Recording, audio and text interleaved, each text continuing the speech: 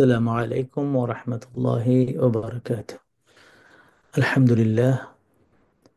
الحمد لله والصلاة والسلام على رسول الله وعلى آله وأصحابه ومن والاه أما بعد.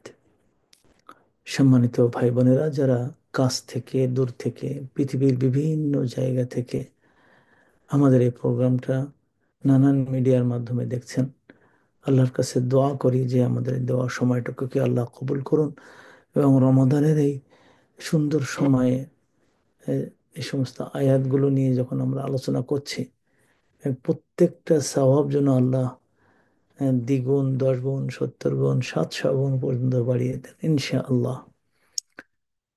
সম্মানিত ভাই বোনেরা, আজকে আমরা দ্বিতীয় আয়াতের পাশে এসে দাঁড়াবো। ওয়াকফাতুন মা আয়াতিল কোরআন, কোরআনের একটা আয়াতের পাশে যে তাকে বোঝার, তাকে জানার, তাকে দেখার, তার প্রতিটা শব্দ অক্ষরগুলোকে চেনা জানার চেষ্টা করা, যাতে করে এই আয়াত জন্য কেয়ামতের ময়দানে আমার জন্য সাক্ষী হয়ে দাঁড়ায় এবং বলে যে আল্লাহ, এই আয়াতটা কিছু লোক বোঝার চেষ্টা করেছিল, মানার চেষ্টা করেছিল, বোঝার চেষ্টা করে দাওয়াতের চেষ্টা করেছিল। এই সাক্ষীটা যদি কোরআন হয়ে যায়, এই সাক্ষ্যটা যদি কোরআন দিয়ে দেয়, এই মর্তবা যদি আমাদের এসে যায়, আল্লাহ তাআলার কাছে আশা করা যায় রমাদানের কিছু সময় আমরা যা ব্যয় করতেছি হয়তো আমাদের জন্য একটু কল্যাণ নিয়ে আসবে। আজকে যে আয়াতটা আমি চুজ করেছি সেটা হলো সূরা আল বাকারার 216 নম্বর আয়াত। সূরা আল বাকারার 216 নম্বর আয়াত, যেখানে আল্লাহ তাআলা বলছেন, আউযু বিল্লাহি মিনাশ শাইতানির রাজিম, বিসমিল্লাহির রহমানির রহিম, কুতিবা আলাইকুমুল কিতালু ওয়া হুয়া কুরহুল লাকুম وعسى أن تكرهوا شيئا وهو خير لكم وعسى أن تحبوا شيئا وهو شر لكم والله يعلم وأنتم لا تعلمون। এই আয়াতটা অত্যন্ত চিন্তার আয়াত। আমাদের গোটা জীবনের যে তাকদীর, আমরা জন্ম থেকে মরণের ঠিক একেবারে লাস্ট ব্রেথ যখন ছেড়ে দিয়ে আল্লাহর কাছে যাচ্ছি, এ জীবনের সমস্ত ঘটনাগুলো এখানেই জড়িত আছে। আমার মনকে, আমার বিবেককে, আমার শরীরকে, আমার দেহ এবং আমার জীবনের ব্যষ্টিক অনুভূতিকে যদি আমরা এর আলোকে সাজাতে পারি, তাহলে আল্লাহ তাআলা আমাদেরকে অন্য নজরে দেখবেন। এবং সে নজরটাকে বলা হয় রহমতের নজর, সে নজরটা বলা হয় ক্ষমা করার নজর, সে নজরটা বলা হয় যে ওই মানুষ, তুমি সফল হয়ে গেছো। আর যদি এই আয়াতের নিগূঢ় তত্ত্ব বুঝতে আমরা অনুধাবন করতে না পারি, বুঝতে না পারি, তাহলে আমরা কিন্তু একেবারে অসফল হয়ে যাব, অসফল হয়ে যাব। আল্লাহ তাআলা বলছেন, উম, কুতিবা মানে ফুরিদা, মানে ফরজ করা হয়েছে। কাতাবার পরে যখন আলা আসে তখন ফরজের অর্থ আসে, ফরজ করা হয়েছে আলাইকুম, তোমাদের উপরে। আল কিতালু, যুদ্ধ করা, সংগ্রাম করা, করা, জিহাদ করা তোমাদের উপরে ফরজ করা হয়েছে।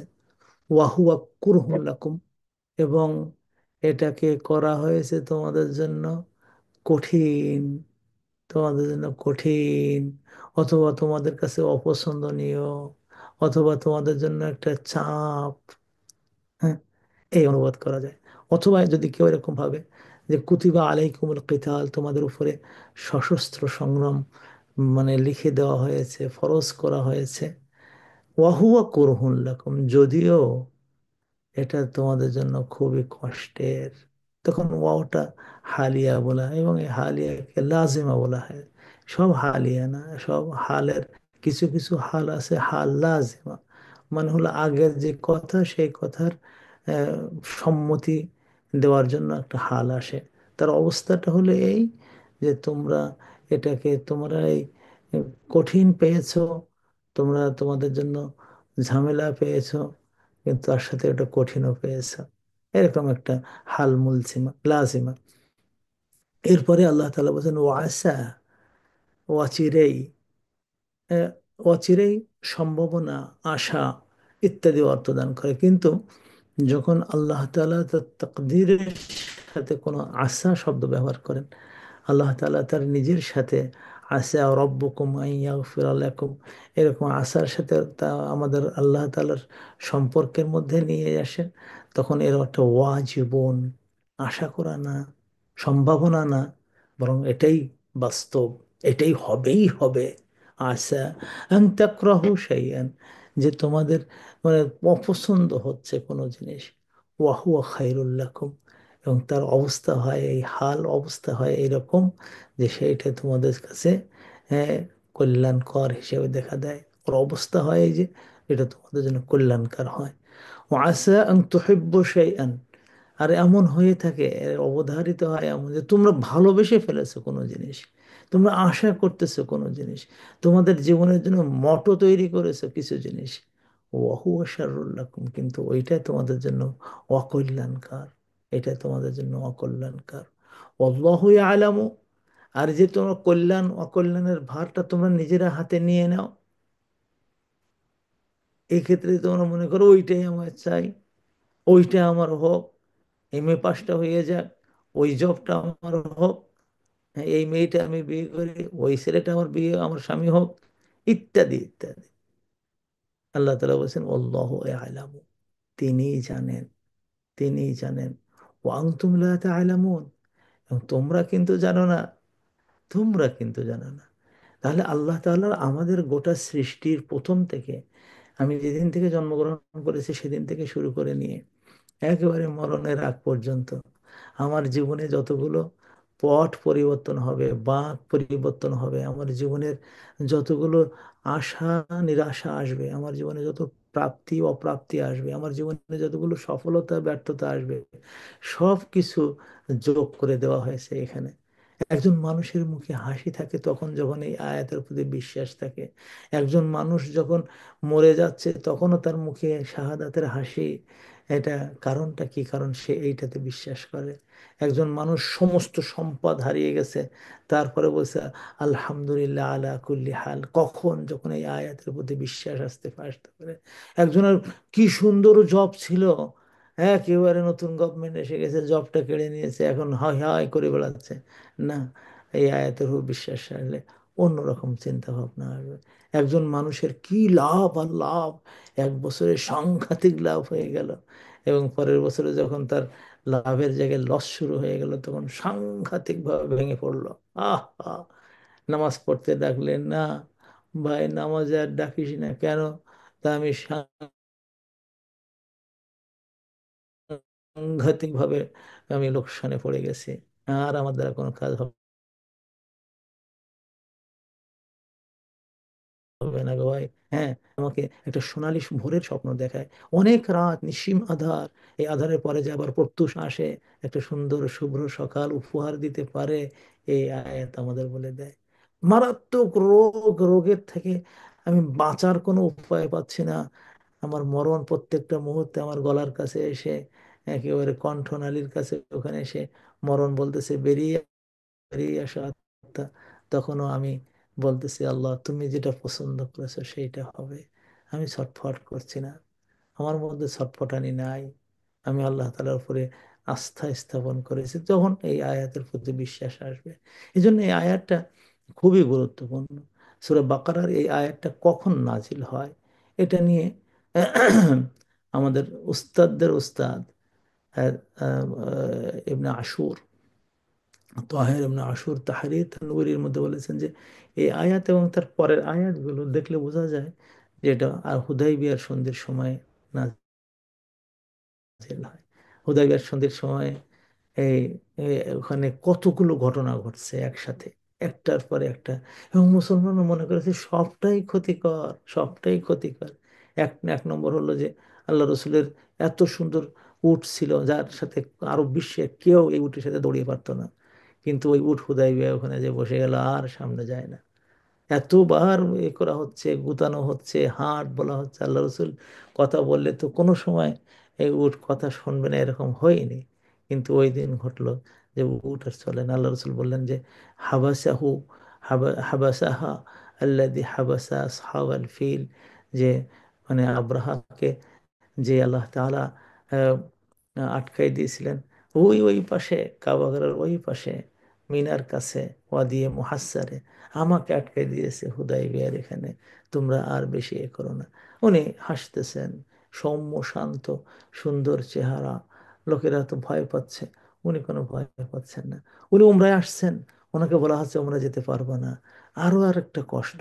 তারপরে যে উনি উনি বলছেন যে আমি সন্ধি করব মক্কার লোকদের সাথে, যুদ্ধ যেখানে হওয়ার কথা সেখানে তিনি সন্ধি চাচ্ছেন।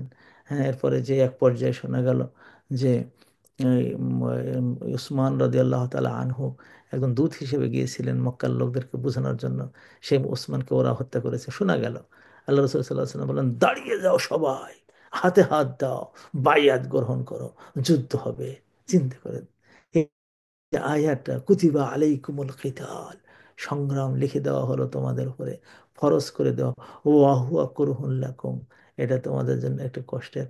হ্যাঁ, তো এই সময় এমন হলো যে শেষ পর্যন্ত যে সন্ধি, যে সমস্ত মানে এজেন্ডার উপরে সন্ধিগুলো হলো, প্রত্যেকটাই মুসলমানদের বিরুদ্ধে, প্রত্যেকটা একটা বাদ দিয়ে সবটাই মুসলমানদের বিরুদ্ধে। এরপরে আল্লাহ রসুল সাল্লাহ সাল্লাম বললেন যে আসা আন তাকরাহু শাইআন ওয়া হুয়া খায়রুল লাকুম, কোরআনের এই আয়াত নাযিল করে দেওয়া হলো এবং সেখানে বুঝাই দেওয়া হলো হয়তো তোমার কাছে খারাপ লাগছে, আমার তোমার সহ্য করতে পারছো না, হ্যাঁ, সহ্য করতে পারছো না, এর মধ্যে হয়তো কল্যাণ রয়েছে। এরপরে তো সূরা ফাতহ নাযিল হয়ে যায়, ইন্না ফাতাহনা লাকা ফাতহাম মুবিনা, তোমাদের জন্য আমি স্পষ্ট বিজয় দান করেছি। এবং ওই মানে হুদাইবিয়ার সন্ধিটাই ছিল একটা বিজয় এবং বিজয়ের পটভূমি, বিজয়ের তরুণ দ্বার। এই বিজয়ের এর মাধ্যমেই ফাতহে মাক্কা, মক্কা বিজয় আর মাত্র এক বছর পর হয়ে গেছে। এই যে একটা, এটা এই যে মানে আয়াত অবতীর্ণ হওয়ার যে প্রেক্ষাপটটা আপনি শুধু মাথায় রাখেন। সাহাবাদের মধ্যে বিশাল একটা অংশ মনে করছিল যে ফালিমাযা দানিয়াতু ফি দীনিনা, আমরা তো মুসলমান, আমরা অনেক উন্নত, আমরা এই করব, আমরা সেই করব, আমরা ওমরা করে আসবো, তা কিছু করলাম না, আমরা এত নিচুতা কেন? হয়তো তোমর বলে ফেললেন এক পর্যায়ে এই কথা। কিন্তু আল্লাহ তাআলা বলছেন হয়তো তোমরা যে জিনিস পছন্দ করছো এটা তোমার জন্য ক্ষতিকর। আল্লাহু আ'লাম, আল্লাহু ইয়ালামু, তিনি সবকিছু জানেন। আর আর কি, যে আনতুম লা তা'লামুন, তোমরা তো কিছুই জানো না, তোমরা জানো না। লা তা'লামুনা শাইআন হতে পারে, লা তা'লামুনা বিহি হতে পারে, যে ওই যা সিদ্ধান্ত নেওয়া হয়েছে এই সিদ্ধান্ত তোমরা ছাড়া জানো না। এখানে যদি আপনারা এই শব্দ বাক্যের স্ট্রাকচার দেখেন, যদি প্রথমে ওয়াটাকে হালিয়া মনে করেন, তো অর্থ হলে এই যে তোমরা তোমাদের উপরে যুদ্ধকে ফরজ করে দেওয়া হয়েছে এবং অথচ এটা তোমাদের জন্য কষ্টকর, এই অর্থে হতে পারে। অথবা হতে পারে এই যে তোমাদের উপরে যুদ্ধ মানে ফরজ করে দেওয়া হয়েছে এবং তোমাদের কাছে এটা অপছন্দনীয় করা হয়েছে, এটা হতে পারে। এখানে কুরআনের তিনটি পাঠ আছে। কে বলেন, বিশেষ করে ইবনে আরাফা, আর ওনার একটা বক্তব্য আছে সুন্দর। উনি বলছেন কুরআন শব্দটা যখন বলা হবে তখন তার অর্থ হবে মাশাক্কাতুন, মানে খুব কঠিন, কঠিন। আর যদি কারহন বলা হয় তো তার অর্থ হবে ইকরাহুন, জোর জবরদস্তিমূলক। তো এটা কুরহনও পড়া যায়, কারহনও পড়া যায়। তবে অধিকাংশ মানে ভাষাবিদদের দৃষ্টিভঙ্গি হলো যে এটা আসলে কিন্তু এর অর্থ হলো যে এটা উম, মানে জোর জবরদস্তি না, এটার অর্থ হলো কুরহুন লাকুম, তার মানে হলো তোমাদের কারহুন করুন একই অর্থে হলো কঠিন, তোমাদের উপরে কঠিন। অথবা মানে খুবজুন, যেটা অর্থ খুবজুন মানে হলো যা মাখবুজুন, যেটা রুটি বানানো হয়ে, যেটা মানে ময়দা দিয়ে ছিনিয়ে বানানো হয়েছে তাকে মাখবুজুন বলে, রুটি। তাই কুরহুন মানে মাকরুহুন, তোমাদের কাছে অপছন্দনীয়। যুদ্ধ, যুদ্ধে যেতে হবে, ময়দানে নামতে হবে, 2000 লোক মরতে হবে, এই সমস্ত জিনিসগুলো খুব সহজ না, এই সাংঘাতিক সাহসের দরকার হয়। একে মানে আপনি চিন্তা করে দেখেন যে আহ, মুগ্ধর মতন মানুষেরা যখন পানি পানি করে তাকে মেরে ফেলা হলো, যখন আমাদের ছোট ছোট বাচ্চাদেরকে হত্যা করা হচ্ছে, তখন আসলে আমরা দেখতে পেয়েছি যে এই, যদিও দেখা যায় যে এটা কঠিন কিছু, কিন্তু এক সময় ওইটা আর কঠিন থাকে না। আল্লাহ রসুল এটা বলে দিয়েছেন হাদিসের মধ্যে, যে শহীদদের যখন মরণটা আসে, তখন মনে হয় একটু মশার কামড় যেমন ছোট্ট একটা একটা সূচ ফুটালে যেমন ওই রকম, ওই রকম তার প্রথম আঘাতটার পরে যে আর কোনো আঘাত তার গায়ে লাগে না। তো এটাই আল্লাহ তালা আমাদেরকে শিখিয়ে দিচ্ছেন, ভয়ের কোনো কারণ নাই, ভয়ের কোনো কারণে সংগ্রাম করে যেতেই হবে, সংগ্রাম করে যেতেই হবে। সংগ্রাম ছাড়া মানুষের জীবন বাঁচে না। এই মানে যে সমস্ত জায়গাগুলো আমাদের হাতছাড়া হয়ে গেছে সংগ্রামবিহীনতার কারণে, মানে আমাদের সংগ্রাম নাই। প্যালেস্টাইন আমাদের হাতছাড়া হতে পারতো যদি আমরা প্রথম দিন থেকে মুসলমানরা সব একসাথে সংগ্রাম করেই যেত। তো দেখা গেল ওই আমরা এক একটা শহর এক এক দলের হাতে দিয়ে বলেছি তোমরা দেখো আমরা নাই। যদি গাজা দেখা হচ্ছে, এবারে অন্য পার্টি মাহমুদ আব্বাস বলেন না আমরা যুদ্ধের মধ্যে নাই, তোমরা যুদ্ধ করো যে। এইভাবে সর্বনাশ করে দিচ্ছে। আল্লাহ তাআলা বলছেন যে ওটা কিন্তু খারাপ কিছু না, যুদ্ধ খারাপ কিছু না, তোমাদের খারাপ লাগছে, কিন্তু আল্লাহ তাআলা এর মধ্যে কল্যাণ দান করেছেন। এটা স্পেসিফিকলি এই আয়াতটা একটা মানে সূরা এতে নিশ্চয়ই আপনারা পড়েন, দেখবেন যে খুব স্পেসিফিক একটা জায়গাও এরকম একটা কথা আছে। সেটা হলো এই যে মেয়েদের সাথে বিয়ে।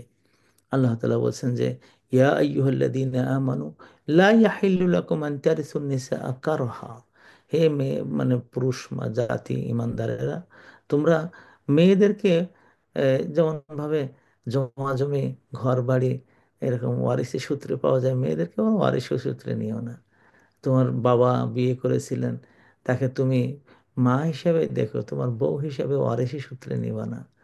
কোনো মেয়েকে কাজের মেয়ে এসে তোমার বাবা রাখছিল, তোমার বাবা মারা গেছে, ওই মেয়েটাকে আবার কাজের ইয়ে হয়ে তুমি মনে করবে না যে আমার ওয়ারিশি সম্পত্তি না, এরকম না।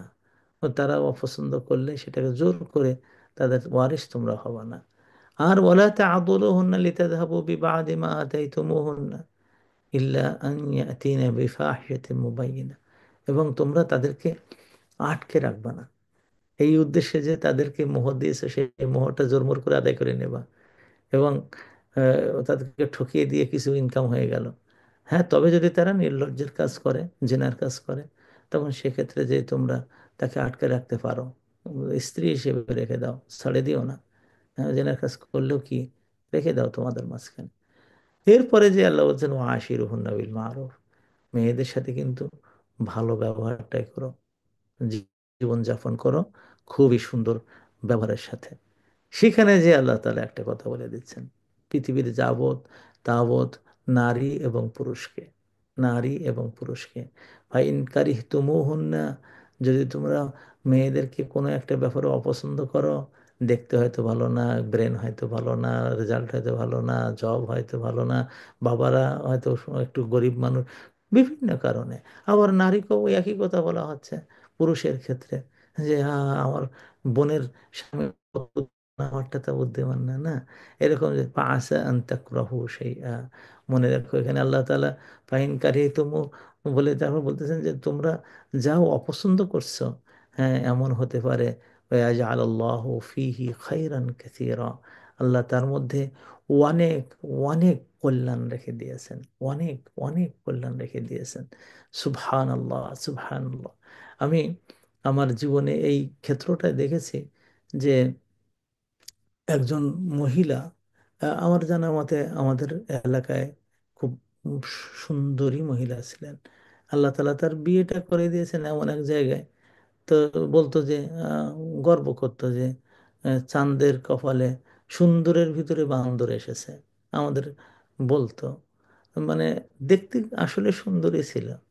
তো ভিক্ষা করতো আমাদের বাড়িতে একদিন আসলে, তখন আমি জিজ্ঞেস করছি, আমার মানে ফুফু বলে ডাকতাম, ফুফু আমি শুনেছি যে আপনার নাকি খুব মানে কালো এক জায়গায় বিয়ে ছিল, তো আপনি নাকি এরকম বলতেন যে সুন্দরের ভিতরে বান্দর, এরকম বলতেন নাকি? তো বলছে হ্যাঁ, এটা তো করেই ভুল কাজ করেছি, এখন আমি স্বামীহীন জীবন যাপন করি।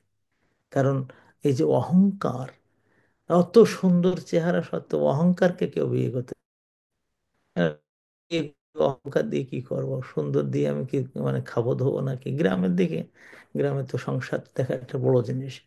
তার বিয়ে হয়নি কোনোদিন আর। ওই আমাদের চোখের সামনে ভালো পরিবার ছিল, তার ভাই একেবারে ধন সম্পদ ছিল না এমন না, কিন্তু তাকে বিক্রি করতে হয়েছে, তাকে ভিক্ষা করতে হয়েছে। আবার এমন দেখেছি যে তার আহ, মানে স্ত্রীকে, আমি একটা জানি এরকম, তার স্ত্রী ধন সম্পদে একটু কম, তার বাবার দিক দিয়ে সম্পদ তেমন নাই। এখন সে চিন্তা করলো যে আরে, আমি তো শুনছিলাম তোমাদের বিশাল সম্পত্তির মালিক তোমার বাবা, তা আমি কি বিয়ে করলাম এটা? তো সে আমাকে তো বিয়ে করছেন, আমাকে রাখেন। না, তোমার দিয়ে কি খাবো? আমিও গরিব মানুষের ছেলে, তুমিও গরিব মানুষের মেয়ে, তা আমার টাকা পয়সা হবে কোত্থেকে? ও খুব হাত পা ধরছিল আমার জানা মতে, আমাকেও কাজে লাগাইছিল যে এই বিয়েটা না ভাঙুক। কিন্তু দেখা গেল যে না, তার টাকা পয়সারই দরকার, ওর পছন্দ হয়নি। আল্লাহ একবার, আল্লাহ একবার। পরে যে এই মেয়েকে বিয়ে করছে, সেই এখন বড় ধনী লোকদের মধ্যে একজন। এখন এগুলো আল্লাহ তাআলা সব সময় একটা এই কল্যাণ রেখে দিয়েছেন। আমি এবার রেজাল্ট ভালো করিনি, তাতে কি হয়েছে? আমার রেজাল্ট না ভালো হওয়ার পিছনে হয়তো আমার নতুন একটা জীবন আমাকে দান করছে। একসময় মদিনা ইউনিভার্সিটি যেতে গেলে 70% মার্ক পাওয়া লাগতো, তা আমার একবার হলো 67%। তা আমার তো মন টন খুব খারাপ হয়ে গেছে। আমি আমার এক উস্তাদের কাছে গিয়ে বললাম যে উস্তাদ, 67 পয়েন্ট মার্ক পাই, বলে তো এতে কি হয়েছে? এর সামনে বারে তুমি 70-এর অনেক উপরে পেয়ে যাবা। হ্যাঁ, এখন তো, তো কি হলো, আগে 2 বছর আগে গেলে, 2 বছর আগে গেলে বাবা ওখানে তেমন কিছু সম্মান পাইতে না, পাবা না। 2 বছর পরে গেলে, ফাজেল পাশ করে গেলে তুমি হাফ আলেম হয়ে গেছে ওখানে, তোমার একটু লাভ বেশি না? এবং তোমার কামাল পাশটা হয়ে গেল। চিন্তা করে দেখেন, আমরা কিচ্ছু বুঝি না তো, ওনার মাথায় আসছে আর সত্যি জীবনে তাই হয়েছে। যে আমি যখন রিয়াদ ইউনিভার্সিটি গেছি তখন আমি কামাল পাশ।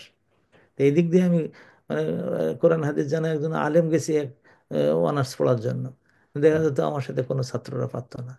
তো এই যে আল্লাহ তাআলা এটা এরকম করে দেন, আমরা কেন জানি না, আমাদের মাথার মধ্যে খুব একেবারে ভয়ে আল্লাহ তাআলার এতে, আমাদের ওখানে এক ছেলে রেজাল্ট করলো না, আমি মানে এই ঘরের থেকে বেরো, তাহলে আর কই না আমার জান মরে, জানে মরে যেতে মন চাচ্ছে। আরে বাবা, তুমি 19 নম্বর স্ট্যান্ড করেছো, তো আবার জানে মরতে ইচ্ছা করছে, চলে এসো, চলে এসো, আর এরপরে যে আবার ভালো রেজাল্ট করবা। না, আমাদের কেন জানি সামান্য একটু সমস্যা হলে, ঝড় ঝঞ্ঝা হলে আর বাঁচতেছে না, গেছি রে, মরেছি রে, আমার জীবন গেল। আল্লাহ বলছে, লা তা'লামুন আল্লাহু ইয়ালামু ওয়া আনতুম লা তা'লামুন। আল্লাহ জানছেন এবং তোমরা এটা জানো না। দেখেন, একবার আল্লাহ রসুল সাল্লাহ আলিয়াল্লাম উটের পিঠে যাচ্ছেন, কি সুন্দর একটা মোমেন্ট, আর তার পিছনে আব্দুল্লাহ ইবনে আব্বাস বসে আছেন। অধিকাংশ সময় হতো যে আল্লাহ রসুলের পিছনে আব্দুল্লাহ ইবনে আব্বাস, আব্দুল্লাহ ইবনে ওমর, উসামা ইবনে জায়েদ, এই ধরনের ফদল ইবনে আব্বাস, এই ধরনের অল্প অল্প বয়সের ছেলেরা আল্লাহ রসুলের পিঠে বসে একটু আনন্দ করতে, যে আমি আল্লাহ রসুলের পাশে, এই রাদিফ বলা হতো এদেরকে, যারা আল্লাহ রসুলের পিছে বসে এক বাহনে যেত, এদের নামও রাদিফ। তা আল্লাহ রসুলের রাদিফ ছিলেন একদিন ইবনে আব্বাস। তো উনি বললেন যে, ওই আপনি ইবনে আব্বাস, আপন চাচাতো ভাই, বলতেছে ইবনে আব্বাস, হ্যাঁ শোনো, তোমার মন চায় না, আবার আল্লাহ তাআলা আহ, মানে যা সিদ্ধান্ত নিয়েছে সেটা তুমি খুশি হয়ে যাচ্ছ, তোমার মন চায় না। হ্যাঁ, আর অথচ আল্লাহ তাআলা এমন কাজ করতেন তুমি খুশি হয়ে যাচ্ছ। আর এটা কিন্তু আল্লাহ তাআলা কিতাবে লেখা আছে, জানো তো এটা? তোমার মন চাচ্ছে না, কিন্তু আল্লাহ এমন কোন কাজ করছেন যে কাজে তোমার খুশি হওয়া দরকার। বলতো ইয়া রসুল আল্লাহ, ইবনে আব্বাস বলেন যে ইয়া রসুল আল্লাহ, আইনা, কোথায়? ওয়াকাদ কারাতুল কোরআন, আমি তো কোরআনে এফাতে ওমাতে পড়েছি, দেখি এরকম কথা তো কোথাও নেই। তখন আল্লাহ রসুল এই আয়াতটা বললেন, কেন এটা দেখো না, যে যে তোমরা কোনো জিনিস হয়তো তো পছন্দ করছো না, ওয়া খায়রুল লাকুম, কিন্তু ওইটাতে তোমাদের কল্যাণ আছে। তো ও আসা, ও আসা আন তুহিব্বু শাইআন ওয়া হুয়া শাররুল লাকুম, তোমরা কোনো জিনিস চাচ্ছ তোমাদের জীবনে, ওটা হোক, তোমরা খুব ভালোবাসতেছো, কিন্তু এটা তোমাদের জন্য খুবই খারাপ, খুবই খারাপ। আল্লাহ রসুল শিক্ষা দিতেন কাদারের এই জিনিসটা, এই সামান্যটুকু আমার আমার জেনে ধরেছে। আমার আমার কাছে সেদিন একজন টেলিফোন করছে যে আমার শাশুড়িকে একটু মানে তাবিজ করা দরকার। কেন? তা আমার শাশুড়ি আমার হাজব্যান্ডকে এ করেছে, ব্ল্যাক ম্যাজিক করে তার মাথা খারাপ করে দিয়েছে। তো কি হচ্ছে? তো সে এখন কিচ্ছু মনে রাখতে পারে না। তাহলে শাশুড়ি, আপন মা, তার ছেলেকে ব্ল্যাক, তাহলে হ্যাঁ, আমার এক হুজুর বলেছে এই ব্ল্যাক ম্যাজিক। কে কে করেছে? তার আপনজন করেছে। সব মিথ্যা, সব মিথ্যা। ব্ল্যাক ম্যাজিক যদি করেই থাকে, কারোর উপরে যদি ব্ল্যাক ম্যাজিক হয়েই থাকে, তা আল্লাহ তাআলা দুটো সূরা দিয়ে দিয়েছেন, এরপরে ব্ল্যাক ম্যাজিক থাকবে না। ওটা ব্ল্যাক ম্যাজিক না, সেটা হলো কুল আউযু বিরাব্বিল ফালাক, কুল আউযু বিরাব্বিন নাস, পড়তে থাকবেন, চলে যাবে। আল্লাহ রসুলের যে উপরে ব্ল্যাক ম্যাজিক করছে, আল্লাহ রসুল এটা পড়ছেন, তার ব্ল্যাক ম্যাজিক চলে গেল। হযরত আয়েশা সিদ্দিকী একদিন মাথা ঘুরতেছে, তখন তার বোনের ছেলে বলতেছে যে খালা, আমার মনে হচ্ছে যে আপনার বোধ হয় কেউ ব্ল্যাক ম্যাজিক করছে। তাহলে তাই নাকি, তোমার এরকম মনে হয়? তাহলে হ্যাঁ, আপনার বিরুদ্ধে মানুষের খারাপ চোখ অনেক বেশি, ব্ল্যাক ম্যাজিক করতে হবে। আপনি ওই দুটো সূরা একটু পড়েন। তো দুটো সূরা পড়লেন, ভালো হয়ে গেছে। এটা মানুষের জীবন। আর কিছু একটা হলে, জানেন যারা 70,000 যে সমস্ত লোকগুলো জান্নাতে যাবে বিনা হিসাবে, তাদের ইয়ে কি, গুণ কি? একটা হলো লায়াস্তার কোন, একবার কিছু হলেই সঙ্গে সঙ্গে রুকিয়া করার জন্য ব্যস্ত হয়ে যাবে না। সবর করুন, নিজের রুকিয়া নিজে করুন, নিজে নিজে কাজ করতে থাকুন। ওয়ালা ইয়াক্তাউন, যেটা ডাক্তার বলেছে বাঁচবা না, এরপরে যে সমান এইটা করো রে, ওইটা করো রে, এর কাছে যাও রে, সেই তার কাছে যাও রে। খুব মারাত্মক অসুখ হয়েছে, ঠিক আছে, ছেড়ে দেওয়া আল্লাহর উপরে। আল্লাহ তুমি আমার ক্ষমা করে দিয়ে আমি যদি মারা যাই। তারা ওই লোহার রড দিয়ে পুড়িয়ে গায়ে চাকা দেওয়া যে চিকিৎসা, ওটা করে না। ওলা এত তৈয়ারুন, তারা কোনো কিছু ঘটলেই কুলক্ষণ মনে করে না। কোনো কিছু ঘটলেই হা হা হা, সর্বনাশ, কুলক্ষণ, কুলক্ষণ, কুলক্ষণ, এটা খারাপ, ওইটা খারাপ, এই আজকের দিনটা খারাপ, এইবারে ব্যবসাটা খারাপ, এইবার লেখাপড়াটা খারাপ, এইবারে জবের অবস্থা খারাপ, এইবার বাংলাদেশে, হ্যাঁ, কুলক্ষণ। বলে তারা মুখ দিয়ে কখনো এই কথা কয় না, শুধু বলে আল্লাহ তাআলা সবকিছু, আল্লাহু হাসিবুনা, হাসবুনাল্লাহ ওয়া নি'মাল ওয়াকিল। হ্যাঁ, তাদের ভয় দেখাচ্ছে। রমনি বলে হাসবুনাল্লাহ। এখনকার সমাজ বাংলাদেশে আমি গেলাম, হাই হাই রে, প্রত্যেকটা ঘরে বসে ইউনূস তো সর্বনাশ করে দিচ্ছে, ও এইবার বিএনপি সর্বনাশ করতেছে, ওই হে জামাত এবারকে এ করে ফেললো। এই মানে সারাটা ঘরময়, বাড়িময়, গ্রামময়, সমাজময়, দেশময় কনফিউশন। হ্যাঁ, ইস্তারকুন, ইয়াক্তাউন, ইয়াতাতাইয়ারুন, এগুলো করবে না তারা। এরপরে যে ওয়ালা রব্বিহিম ইয়াতাওয়াক্কালুন, আল্লাহর উপর তাওয়াক্কুল। কিসের ভয় আমার? আমি কাজ করে যাব, আমার জীবনে বিপর্যয় আসে, সেখান থেকে আমার নতুন পথ পাওয়ার উপায় এটা। আপনার দেখেন মুসা আলাইহিস সালাম আর এবং খিদির আলাইহিস সালামের ঘটনাটা সূরা কাহাফে পড়বেন। ওই যে তিনটি বড় বড় ঘটনা দেখা যাচ্ছে যে খারাপ। হযরত মুসা একবার বলছেন, একেবারে নষ্টামির কাজ করে ফেললেন, যে এতে আমরা নুকরা, খারাপ কাজ। মানে না, খারাপ কাজ, জ্যান্ত ছেলেকে মেরে ফেলে দিল, এত বড় খারাপ কাজ করলেন না, খারাপ না। আল্লাহ তাআলা ভালো জানেন, একজন ছেলে উঠাই নিয়েছেন, এটা আল্লাহ তাআলা ভালো জানেন। এমন একজন ছেলেকে অটিজম করেছেন, আল্লাহ তাআলা ভালো জানেন। জান্নাত সহজ করে দিতে যাচ্ছেন। একজন মেয়ের হাত পা কাটা অবস্থা জন্ম দিয়েছেন, হ্যাঁ, বিরাট ক্ষতি হয়ে গেছে, না, আল্লাহ হয়তো ওই সন্তানের মাধ্যমে আল্লাহ তাআলা আপনাকে জান্নাতে যেমন বিনা হিসাবে, এসবগুলো আল্লাহ তাআলা আমাদেরকে শিখিয়ে দিচ্ছেন। সম্মানিত ভাই বোনেরা, আজকের এই যে আয়াতটা আমাদের জীবনকে চেঞ্জ করে ফেলাক, মুখে কান্নার প্রকাশের চেয়ে হাসির দীপ্তি নিয়ে আসুক, চোখে নিরাশার আধারের চেয়ে আশার ঝলক চোখের মধ্যে ফুটিয়ে উঠুক, মনের মধ্যে নিস্পন্দতা ভাব বাদ দিয়ে আশার এমন আলো ওখানে চলে উঠুক, যে আমরা প্রত্যেকটা কাজে যেন আমি আমি সহজ মানে ইয়ে পাচ্ছি, ইন্সপায়ারেশন পাচ্ছি। আমার একজন ওস্তাদকে জিজ্ঞেস করলাম, আপনি এত অসুস্থ, এত ওষুধ খাচ্ছেন, ডক্টর ইউসুফ আল কারদাওয়ি, তার যে ওষুধের বান্ডেল দেখলাম, ওরে বাবা, একবারে খাচ্ছেন মুঠো ওষুধ। ওস্তাদ, এত ওষুধ নিয়ে আপনি বাংলাদেশে আসলেন? তো বলে যে ঔষধ তো আমার চিকিৎসার জন্য, আর বাংলাদেশে আসা আমার এলেমের দাওয়াতি কাজ করার জন্য। আমার এর সাথে তো ওর সাথে কোনো সম্পর্ক নাই। আমি খেতে থাকবো ওষুধ, একদিন একদিন ফট করে মারা যাব, কিন্তু দাওয়াতি কাজ বন্ধ হবে না। এই হলো আমাদের জীবন।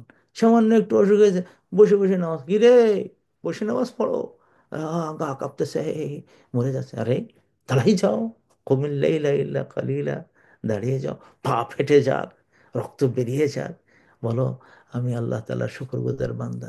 আমাদের জীবনে যত ব্যথা আসুক না কেন, যত শোক আসুক না কেন, যত অসফলতা আসুক না কেন, যত দারিদ্র্য আসুক না কেন, সবগুলোকে আমরা মনে করে নেই আল্লাহর পক্ষ থেকে এসেছে। আবার যা কিছু ভালো আশা করি না কেন, ওর মধ্যে খারাপ কিছু রোপিত থাকতেও পারে। এজন্য কিন্তু আমাদের মাথার মধ্যে রাখতে হবে, আল্লাহ আমাদেরকে কল্যাণ দান করুন। আজকে আর নয়, আগামীকালকে আবার একটা আয়াত নিয়ে আপনাদের সামনে কিছু কথা যদি বলার তৌফিক দেয়, সেটা আমরা করার চেষ্টা করব। কিন্তু যে জিনিসটা আমরা আশা করছি, ভাই বোনেরা যারা আমার কথা লাইভ থেকে শুনছেন অথবা জুম থেকে দেখছেন, সব ভাই বোনদেরকে বলি যে ভাই বোনেরা, রমাদানের প্রত্যেকটা মুহূর্ত খুবই গুরুত্বপূর্ণ। আমরা যেন আমলে জিন্দেগিতে এমন এক জায়গায় যেতে পারি, আল্লাহ তাআলা আমাদেরকে জান্নাতের জন্য কবুল করুন ইনশাআল্লাহ। আপনারা সবাই ভালো থাকুন। আজকে অনেক ভাই বোন আসছেন আলহামদুলিল্লাহ জুমে। আপনারা দাওয়াতি কাজ করবেন। আগামীকালকেও আমরা আরেকটা আয়াত নিয়ে আবার আপনাদের সামনে আসবো। আল্লাহ আমাদেরকে কবুল করে নিন ইনশাআল্লাহ। সবাই ভালো থাকুন, এই দোয়া করছি। সুবহানাক আল্লাহুম্মা বিহামদিকা আশহাদু আল লা ইলাহা ইল্লা আনতা আস্তাগফিরুকা ওয়া আতুবু ইলাইক। আসসালামু আলাইকুম ওয়া রাহমাতুল্লাহি ওয়া বারাকাতুহু।